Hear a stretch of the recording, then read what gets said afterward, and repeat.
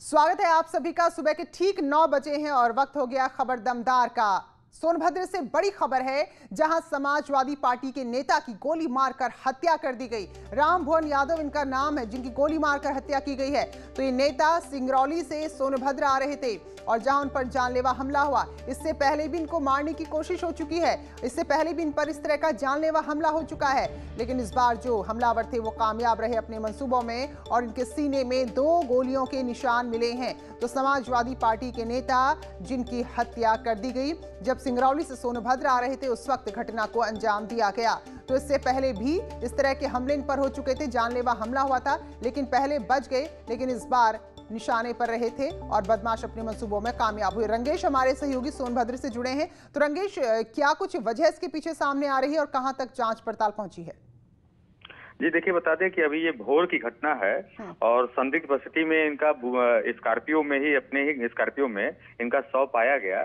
जब इनको स्थानीय पुलिस हॉस्पिटल पहुंचाई तो इनके सीने में 2 गोली के निशान दिखाई दिए, जिससे पता चला कि इनको शायद गोली लगी हो और अभी ये जांच का विषय है। और समाजवादी पार्टी से लोग बता रहे हैं कि जुड़े हुए थे ये और समाजवादी पार्टी के नेता थे और इसके पूर्व में भी इनके ऊपर हमले हो चुके हैं और अभी वजह नहीं पता पाई है। जी चलिए, शुक्रिया रंगेश आपका जानकारी के लिए। तो अभी देखना होगा क्या कोई राजनीतिक रंजिश थी या विवाद कुछ और था। तो सुबह सुबह हत्या के बाद अब पुलिस जांच में जुट गई। शुक्रिया आपका रंगेश जानकारी के लिए। उधर फतेहपुर में बरामदे में सो रहे ट्रांसपोर्ट मजदूर का शव मिला है। हत्या की सूचना के बाद पुलिस और फॉरेंसिक टीम मौके पर पहुंची है और बारीकी से जगह का निरीक्षण किया गया है। शव को पोस्टमार्टम के लिए भेजा गया है।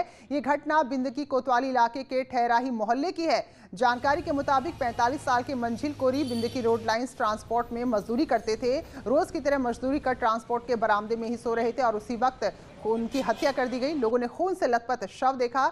तो घटना के बाद एसपी मौके पर पहुंचे हैं और पूरे मामले की पड़ताल की जा रही है। बिंदकी कोतवाली के शव के संबंध में सूचना मिली थी। तत्काल मौके पर पुलिस पहुंची और वहां पर एक शव बरामद हुआ और इसकी जब शिनाख्त की गई तो ये वहीं के रहने वाले मंजिल नाम के एक व्यक्ति का था, जिसकी उम्र करीब 35 साल है। और इसके संबंध में फील्ड यूनिट के द्वारा घटनास्थल का बारीकी से निरीक्षण किया गया। साथ के साथ में वरिष्ठ अधिकारियों के द्वारा भी निरीक्षण किया गया है। फतेहपुर में मछली का शिकार करते समय नाव का संतुलन बिगड़ा और नाव पलट गई और इस दौरान एक मछुआरे की जान चली गई। घटना मालवा थाना इलाके के कोठिया रावतपुर घाट की है। नाव पलटने की सूचना के बाद पुलिस मौके पर पहुंची। स्थानीय मछुआरों की मदद से शव को गंगा से बाहर निकाला गया और फिलहाल पोस्टमार्टम के लिए शव को भेजा गया है।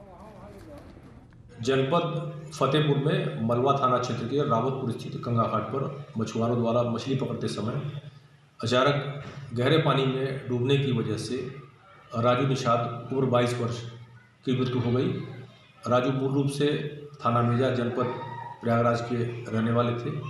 राजू के डूबने की सूचना मिलते ही मलवा थाने की पुलिस गंगा तट पर पहुंचकर गोताखोरों व जाल की मदद से अथक प्रयास के बाद इनके शव को बरामद किया गया।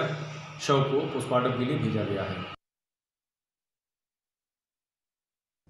तो ये हादसा हुआ, दरअसल नाव का संतुलन बिगड़ा और इसके चलते नाव पलट गई और गहरे पानी में डूबने से एक मछुआरे की जान चली गई है। तो फिलहाल मछुआरे के शव को नाव से निकाला गया स्थानीय प्रशासन और मछुआरों की मदद से और शव को पोस्टमार्टम के लिए भेजा गया है।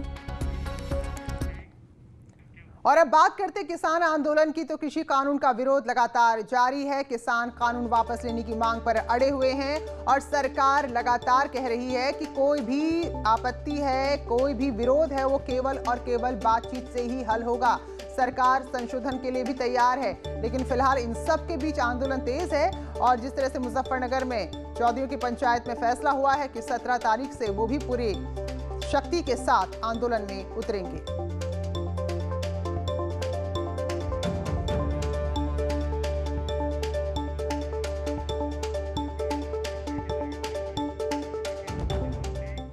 तो चाहे दिल्ली हरियाणा बॉर्डर की बात करें, दिल्ली यूपी बॉर्डर की बात करें, किसान डटे हुए अपनी मांग पर कायम है और सरकार बार बार इसी बात पर जोर दे रही है कि कोई भी अगर विवाद है, विरोध है, तो बातचीत के जरिए ही हल होगा।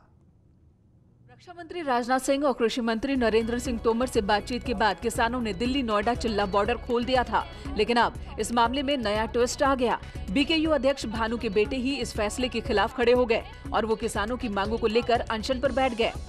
इस समय हम खड़े हैं चीला बॉर्डर पर और चीला बॉर्डर पर 2 दिन पहले ये जो धरना है इसको खत्म करवा दिया गया था, लेकिन अखंड रामायण का पाठ हो रहा था, जिसके चलते इस धरने को यहाँ पर स्थगित कर दिया गया था कि 24 घंटे के बाद यहाँ से खाली करवा दिया जाएगा। लेकिन यहाँ पर आप देख सकते हैं कि जो पूरा बॉर्डर है वो खोल दिया गया है, लेकिन जो यहाँ किसान भारतीय किसान यूनियन के अध्यक्ष भानु जी हैं, उनके बेटे उनके खिलाफ ही धरने पर बैठ गए हैं, भूख हड़ताल पर यहाँ पे बैठे हैं। इनका कहना है कि लोगों की परेशानियों को देखते हुए रास्ता खोला गया है। इनका साफ कहना है कि जब तक बिल वापस नहीं लिया जाएगा तब तक वो यहीं बैठे रहेंगे। तो आज क्या कुछ रणनीति किसान बनाने जा रहे हैं, इस वक्त क्या स्थिति है? हमारे साथ 2 सहयोगी अलग अलग जगह से जुड़े हैं। अमित राणा गाजियाबाद से, जबकि मोहम्मद शबाब लखनऊ से हमारे साथ जुड़े हैं। तो पहले अमित, आप जरा बताइए कि आज की क्या कुछ रणनीति यहाँ पर बन रही है, क्या तस्वीर है आज सुबह की? प्रीति, आपको बताऊंगा किसानों के आंदोलन का ये 20वां दिन है। ऐसे में कई दौर की वार्ताएं भी हुई, लेकिन उनका कोई निष्कर्ष निकलकर नहीं आया। हालांकि सरकार के द्वारा एक प्रस्ताव भी भेजा गया था, लेकिन उसे किसानों द्वारा सिरे से ही नकार दिया गया। कल भी इन्होंने एक आंदोलन किया था। कल भी सुबह 8 बजे से लेकर शाम 5 बजे तक किसान जो है वो भूख हड़ताल पर बैठे थे। साथ ही जितने जिला मुख्यालय थे उनका जी, शबाब का रुख करेंगे। तो शबाब, यहाँ भी अब क्योंकि अब इस पर राजनीति भी हो रही है, समाजवादी की पार्टी के कार्यकर्ताओं ने अलग अलग जगह प्रदर्शन भी किया है, तो अब जो सीमावर्ती इलाकों में बॉर्डर में जो कुछ हो रहा था, क्या कुछ असर राजधानी में उसका है?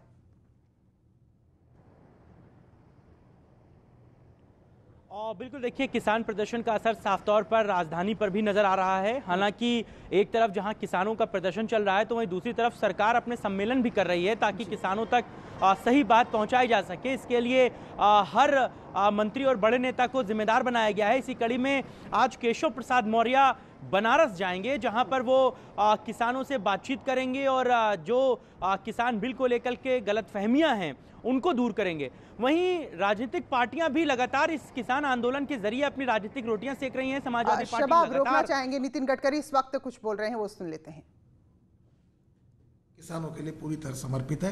अगर हम डायलॉग करेंगे, संवाद होगा, तो समस्या निपटाई जाएगी, प्रकरण समाप्त होगा और किसानों को न्याय भी मिलेगा, राहत भी मिलेगी, और हम किसानों के हित में ही काम करना चाहते हैं। इथेनॉल के बारे में भी बात की, देखिए अभी क्या हुआ है कि इंटरनेशनल प्राइस और मार्केट प्राइस से एमएसपी ज़्यादा हो गई। हमारे पास पिछले साल हमने 60 लाख टन शुगर एक्सपोर्ट की और 10 रुपये किलो के भाव से 10 रुपये के भाव से 6000 करोड़ रुपए की सब्सिडी दी एक्सपोर्ट करने के लिए। क्यों दी? क्योंकि ब्राज़ील की शुगर 22 रुपये किलो के भाव से और हमारे यहाँ मिनिमम 34 रुपये भाव है। अब मुझे बताइए कि हम तो किसानों के हित में काम कर रहे हैं। अब चावल हमारे पास 280 लाख टन गोडाउन में पड़ा है, रखने के लिए भी जगह नहीं। तो आप मुझे बताइए, हमने चावल से इथेनॉल बनाने की बात की, अब मक्के से इथेनॉल बनाने की बात की। अब आप समझ लो कि हमारे देश में 8 लाख करोड़ का इंपोर्ट है क्रूड ऑयल का। इसके बजाय हम 2 लाख करोड़ की इथेनॉल की इकोनॉमी बनाना चाहते हैं। अभी मुझे बताइए कि अभी केवल वो 20,000 करोड़ की है। अभी पेट्रोल में 10% इथेनॉल डालना 2022 तक निर्णय हुआ था, प्रधानमंत्री ने कहा ये 2020 तक करिए। अब मुझे बताइए कि इसके लिए अभी 450 करोड़ लीटर केवल इथेनॉल मिला है और 1600 करोड़ लीटर चाहिए, तो अभी शॉर्टेज है। तो हम लोग राइस से, मक्के से इथेनॉल बनाए। 1 टन मक्के से 380 लीटर इथेनॉल बनता है और 1 टन राइस से 480 लीटर इथेनॉल बनता है। तो ये इथेनॉल सरकार खरीदने के लिए तैयार है। अब डीजल में 10% इथेनॉल हम डालेंगे तो उसके लिए कम से कम और 5000 टन लगेगा, 5000 करोड़ लीटर लगेगा। फिर 22% ये जाएगा तो ये कम से कम 3500 करोड़ लीटर लगेगा।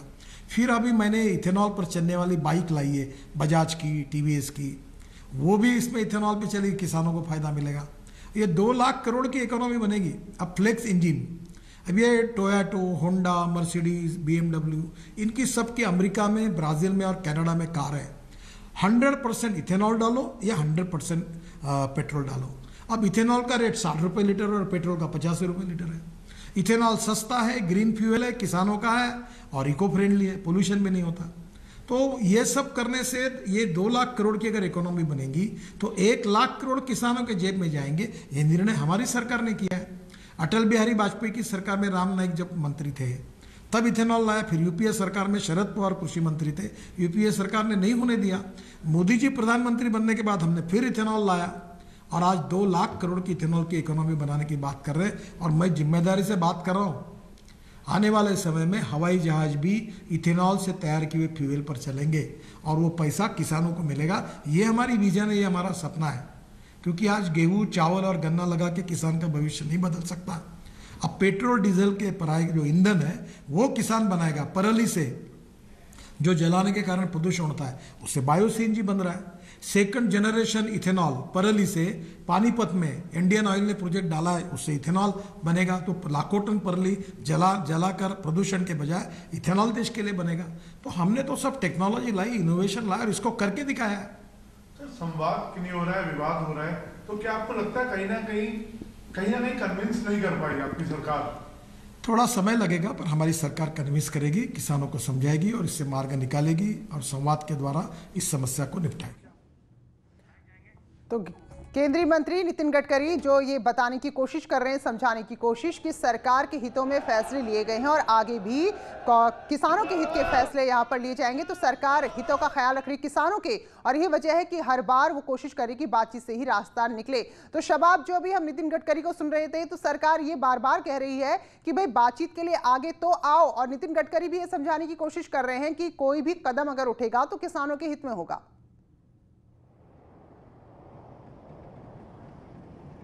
और बिल्कुल देखिए, सरकार लगातार ये प्रयास कर रही है कि लोगों तक, किसानों तक इस बात को पहुंचाया जाए, इस बात को बताया जाए कि जो किसान बिल है वो किसानों के हित में है। जो तमाम बातें किसान बिल को लेकर के कही जा रही हैं, जो 3 किसान कानूनों के संशोधन की बात की जा रही है, उसमें सरकार साफ तौर से इस बात को रखना चाहती है और इसलिए लगातार बड़े लेवल के जो पहली पंक्ति के केंद्रीय मंत्री हैं उनके साथ बातचीत चल रही है किसानों की, और कई दौर की वार्ता हुई भी है। आपको याद होगा 2 दिन पहले जब राजनाथ सिंह चिल्ला बॉर्डर गए थे और जब उन्होंने बातचीत की थी किसानों से, जिसके बाद चिल्ला बॉर्डर को खुलवाया गया था, उसके बाद ये बात कही गई थी कि अब जो है वो रास्ता थोड़ा सा साफ होता नजर आ रहा है, किसान जो है वो चीजों को समझते नजर आ रहे हैं। लेकिन उसके बाद से जो तमाम गुट हैं किसानों के, वो लगातार इस बात पर अड़े हुए हैं कि जो 3 संशोधन की बात लगातार की जा रही है उस बात पर सरकार को बैकफुट पर आना होगा, उस पर किसी तरीके से कोई भी समझौता नहीं हो सकता है। अब इसी कड़ी में सरकार लगातार सम्मेलन करके किसानों को इस बाबत जागरूक कराएगी, जिसकी जिम्मेदारियां यूपी के कई मंत्रियों को दी गई है। जैसे मैं पहले भी बता रहा था कि केशव प्रसाद मौर्य आज सबसे पहले बनारस जाएंगे, जहां पर बनारस, जौनपुर और उस बेल्ट के पूर्वांचल के किसानों के साथ बातचीत होगी। उनके दौरे में इस बात को खासतौर से रखा गया है कि वो किसानों के बीच बैठकर सरकार की नीतियों को किसानों तक पहुंचाएं। बिल्कुल इसी तरह से जिम्मेदारी कुछ पूर्वांचल के साथ ही पश्चिमांचल के भी नेताओं को दी जाएगी, ताकि वो वहां पर किसानों से भी बातचीत करें। लेकिन दूसरी तरफ किसानों के जो दूसरे गुट हैं वो लगातार जो है वो विरोध प्रदर्शन की बात कह रहे हैं। दूसरी राजनीतिक पार्टियां जो हैं वो लगातार सरकार के खिलाफ मोर्चा खोले हुए हैं। सरकार कोशिश यही कर रही है कि हर स्तर पर, चाहे वो मुख्यमंत्री हो कांग्रेस के और चाहे इसके अलावा वो मंत्री हो, तो नेता जाएं और किसानों को समझाने की कोशिश करें। तो अमित, इन सब के बीच क्योंकि किसान भी बटे हुए नजर आ रहे हैं, तो क्या कुछ आज यहाँ पर किसान आगे रणनीति बना रहे हैं? देखिए, किसानों का साफ तौर पे कहना यही है कि उन्हें किसी तरह का संशोधन इस कानून में नहीं चाहिए। उन्हें तीनों कानून वापस करने की बात उनकी द्वारा कही जा रही है। वहीं दूसरी उनका कहना यह है कि अगर सरकार उनकी बात नहीं मानती है, 19 तारीख इन्होंने अल्टीमेटम दिया है, 19 तारीख को दिल्ली की तरफ कूच करने की बात भी कह रहे हैं। हालांकि ये कहा जा रहा है कि जो उनकी कमेटी बनी है, उस जो अन्य दलों की 32 दलों की जो कमेटी बनी है, वो कमेटी जो भी डिसाइड करेगी वही किया जाएगा। लेकिन जो यहाँ राकेश टिकैत है, उनका साफ तौर पर कहना यह है कि अगर इनकी मांगे नहीं मानी गई, आगामी 26 जनवरी गणतंत्र दिवस के दिन ये लोग परेड तक में भी शामिल हो सकते हैं। और इनका कहना कि हम जैसे अन्य वाहन वहां जाते हैं वैसे हम ट्रैक्टर लेकर वहां जाएंगे और दिल्ली का घेराव करेंगे। जिससे साफ जाहिर होता है कि इस बार किसान आर पार की लड़ाई के मूड में है। उनको साफ तौर पे यही कहना है कि इस बार हम पीछे नहीं हटेंगे। बिल्कुल अमित, तो नजर बनाए रखें क्योंकि आप बॉर्डर जो है यूपी और दिल्ली का वहां पर उपस्थित हैं। तो बहुत बहुत शुक्रिया शबाब आपका, और साथ में अमित आपका बहुत बहुत धन्यवाद। प्रधानमंत्री नरेंद्र मोदी ने सरदार वल्लभ भाई पटेल की पुण्यतिथि पर ट्वीट कर उनको नमन किया है। प्रधानमंत्री ने अपने ट्वीट में लिखा है, सशक्त, सुदृढ़ और समृद्ध भारत की नींव रखने वाले लौह पुरुष सरदार वल्लभ भाई पटेल को उनकी पुण्यतिथि पर शत शत नमन। उनके दिखाए मार्ग हमें देश की एकता, अखंडता और संप्रभुता की रक्षा करने के लिए सदा प्रेरित करते रहेंगे। तो ये ट्वीट है प्रधानमंत्री नरेंद्र मोदी का लौह पुरुष की पुण्यतिथि पर। स्वागत है। ब्रेक के बाद खबर बहराइच से है, जहां गन्ने के खेत में एक ग्रामीण पर तेंदुए ने हमला कर दिया, जिसमें बुरी तरह जख्मी हो गया। इस दौरान वो चिल्लाया तो तेंदुआ गन्ने के खेत में छिप गया। फिलहाल इस बच्चे को अस्पताल में भर्ती कराया गया है और हमले के बाद गांव के लोग डरे हुए हैं। बहराइच रेंज के रेहवा मंसूर गांव में ये घटना हुई।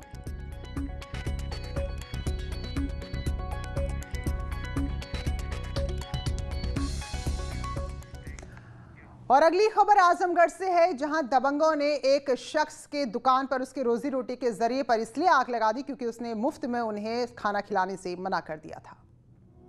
मुफ्त में खाने की आदत ने ऐसी लत लगाई कि दूसरों का जीना हराम कर दिया।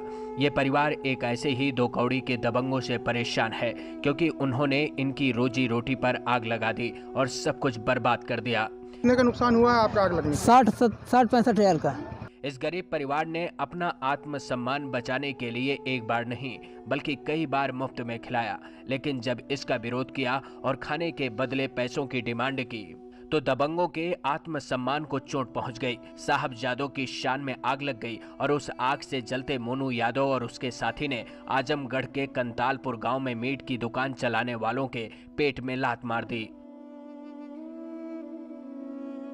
मतलब बार बार मीट मांगने आता है, फ्री में पैसे मांगता हूं तो गाली देता है। अगर फ्री में खाने की आदत है तो सड़क पर आकर भीख क्यों नहीं मांग लेते? इस देश और प्रदेश में ऐसे लोगों को न जाने कितने लोग खिलाते और पिलाते हैं। खुदा कसम आपकी शान में आंच भी नहीं आएगी और फ्री में खाने की आदत भी नहीं जाएगी। मीट मैंने दे दिया उनको, मतलब इतना में। अब उसने माँ बहन की गाली देता है, बोला कि मैं मड़ई जला दूंगा और भट्टी तोड़ दूंगा, यहाँ पे नहीं होटल रहेगा। गरीब परिवार ने अपना आत्मसम्मान बचाने की कोशिश की, लेकिन मुफ्त की डकार लेने वालों को उनके जीने मरने से कहां फर्क पड़ता है। अगर पड़ता तो उनके बनाए इस व्यापार को आग न लगाई होती। अभिषेक उपाध्याय, न्यूज़ 18 आजमगढ़। तो इस खबर के साथ इस बुलेटिन में फिलहाल इतना ही।